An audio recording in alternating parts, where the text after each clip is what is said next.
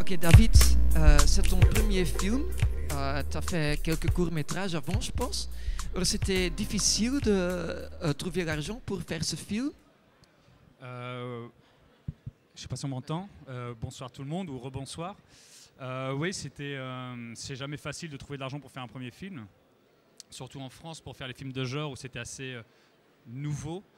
Et c'est pour ça que j'avais d'ailleurs fait un court-métrage pour pouvoir, comme une bande démo, prouver et rassurer les financiers sur les capacités du film en fait. Alors, quand tu as fait le court-métrage, tu avais déjà ce film-ci dans la tête?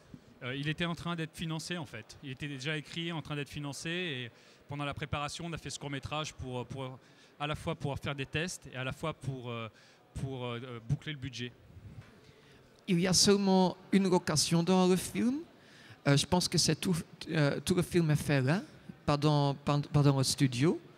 Est-ce que ça aide d'avoir plus d'argent pour faire autre chose, par exemple pour acheter des caméras ou pour louer des caméras qui sont plus high-tech, par exemple, que de devoir dépenser beaucoup d'argent sur des locations ou des comédiens? Alors moi, je ne me suis pas posé cette question-là parce que de toute façon, je n'ai pas beaucoup d'argent à dépenser. Donc ça m'arrangeait bien que ce soit un seul lieu unique. Et à partir de là, c'est une sorte de huis clos, le film. Donc tout se passe dans ce bâtiment qui est assez incroyable, je trouve, et qui existe vraiment, qui est un ancien hôpital abandonné. Où exactement? Dans les Alpes françaises, qui est un ancien sanatorium abandonné. Et voilà, quoi, je trouvais que le lieu parlait de lui-même, pouvait devenir un personnage à part entière du film. Donc j'ai essayé au mieux de l'exploiter au maximum avec le budget que j'avais, quoi. Faire rentrer le rond dans le carré. Voilà.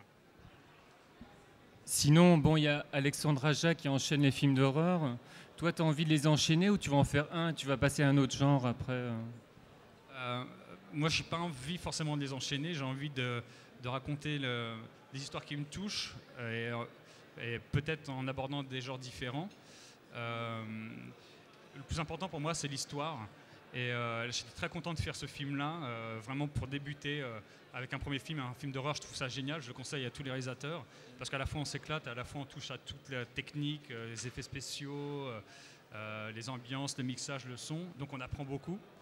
Et voilà, là j'ai d'autres choses à raconter dans d'autres genres, donc je me laisse guider et aborder d'autres genres, mais pourquoi pas y revenir plus tard avec grand plaisir. Est-ce qu'il y a déjà d'autres projets qui sont presque finis ou qui vont débuter? Je travaille sur un polar, voilà, un polar et un film d'aventure. Ah, deux?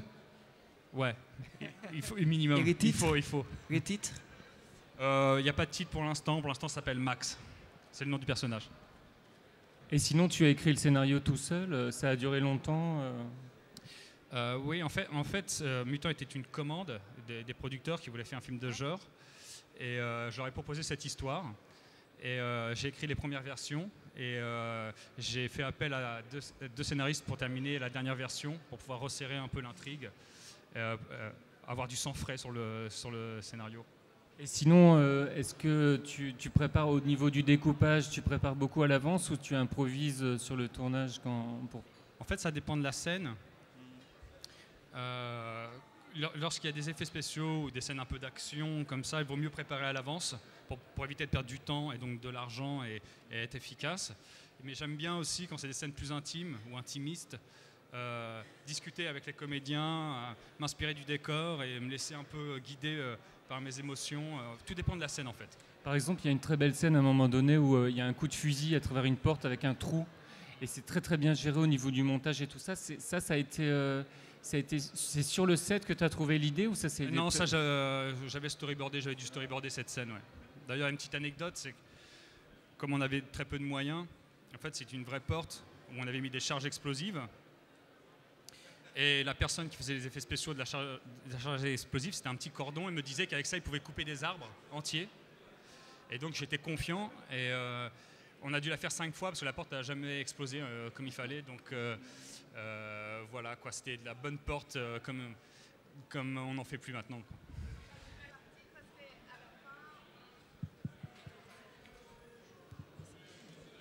Enfin, je me demande si, parce qu'il c'est typiquement dans les films d'horreur qu'à la fin, il y a, je ne sais pas, une scène qui fait penser qu'il y a une deuxième partie et c'est le bébé qui est dans le ventre. Est-ce que c'est intentionnel? Est-ce qu'il va y avoir un deuxième? Oui, c'est intentionnel, oui, bien sûr. Il va y avoir un deuxième? Pas pour l'instant. Je ne sais pas où est-ce qu'il atterrit, cet hélico, j'en sais rien du tout. Pour l'instant, peut-être. Qui sait?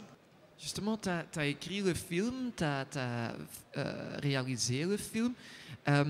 Est-ce que c'est facile de garder le contrôle sur set ou est-ce que tu es un réalisateur qui fait OK, j'ai fait tout ça déjà et je vais laisser une partie de travail pour d'autres gens? Hors de question. Hors de question. Non. Non, je suis autant investi dans toutes les phases de fabrication du film, que ce soit l'écriture, la préparation, le tournage, le mixage, la composition de la bande originale, les effets spéciaux, de A à Z, quoi. Non. C'est un film de genre. Comment rester encore original pour ce genre-là? Ou est-ce que ce n'est pas important? Je ne sais pas si c'est être original pour être original. Parfois, c'est dangereux, quoi, parce qu'on devient hermétique et on est le seul à comprendre son film et on est encore plus triste. Donc, moi, je n'ai pas cherché à être original à tout prix. Je voulais d'abord relever le défi de réaliser un premier film, ce qui est toujours un grand défi, et puis de le faire le plus honnêtement possible, en s'attaquant à un genre bien précis où tout a déjà été fait, et essayer d'y apporter une petite touche personnelle. Tu parlais d'intimisme, je ne sais pas si ça se dit. Voilà, c'est ce que j'ai essayé d'apporter en essayant de respecter à la fois les codes du genre dans lequel le film s'inscrivait, quoi. Donc, pour moi, je ne me suis pas posé la question de faire un film absolument original. Ce n'était pas la mission première, quoi.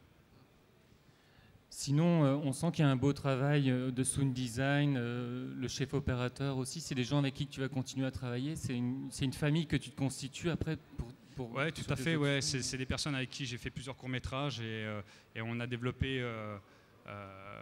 Enfin, on a appris à travailler ensemble et tout. Donc, c'est toujours très agréable quand on grandit ensemble, en fait. Et sinon, au niveau du son, est-ce qu'il y a eu du travail sonore uniquement après le montage image ou est-ce qu'il y a eu du travail avant? Alors, tout ce qui est sound design, c'est après le montage image. Ce qui est assez traumatisant d'ailleurs, parce que lorsqu'on monte un film, avec des scènes, avec des gens qui sont grimés en mutants, qui courent, mais les rushs en fait, qui hurlent. Alors imaginez des canards qui courent après des gens et qui font des drôles de bruit, et c'est juste déprimant sur la table de montage parce qu'on n'a pas encore les cris bestiaux, parce qu'ils n'existent pas. Donc il faut rester concentré et essayer de se projeter au résultat final, mais c'est des grandes phases de solitude quand on se dit qu'on a fait la plus grande purge du monde, quand on voit des gens qui font avec leur voix, et c'est pas bon. Et heureusement la magie opère une fois que le sound designer donne vie vraiment. Pour moi, le son, c'est la moitié du film. Voilà, dans les ambiances, dans les effets sonores et tout, c'est aussi important que l'image, en fait. Et si le public est trop silencieux pendant le film, ce n'est pas toujours pourtant très bon. Alors. Voilà, il y avait beaucoup de gens qui hurlaient, alors c'est bien. Ah bah merci, parce que j'ai pas assisté, j'ai pas voulu, quoi. J'ai été boire des bières et voilà. Donc j'espère que le film vous a plu. Ils sont toujours là. Si demain tu attrapes un virus mortel, tu fais quoi à ta copine?